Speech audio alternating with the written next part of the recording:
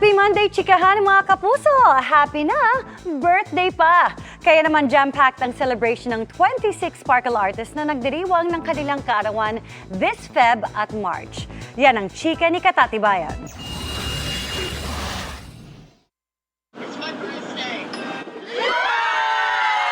Kwentuhan, chikahan at kantahan.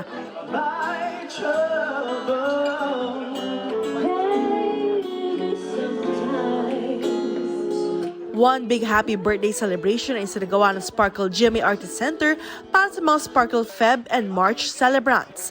Kabilang sa 26 celebrants, sina Glyza De Castro, Paulo Contis, Clea Pineda, Nadine Samonte, Rocco Nasino, Sherilyn Reyes at marami pa. Happy birthday!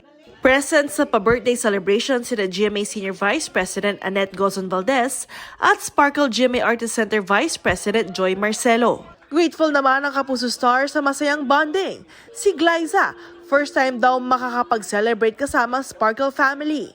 Dahil inorganize ng Sparkle, alam mo yung parang lahat kami talagang nag-effort na pumunta dito and we also want to catch up with them. Ang co-runner ni Boss Gina si Lexi Gonzalez.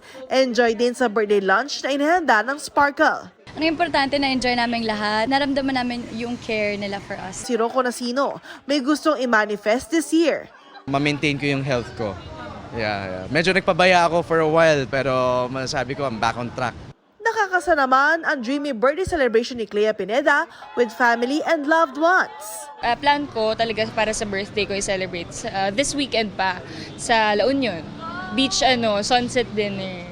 More than the bonding, happy raw si Paulo Contis na nagkakilala sila ng mga kapwa Sparkle artists. Dapat nagkakakilala lahat ng mga actors. So, pag, at least when you get to work together, di ba, magkakilala na kayo. Natanong din si Paulo tungkol sa contract signing ng It's Showtime sa GMA.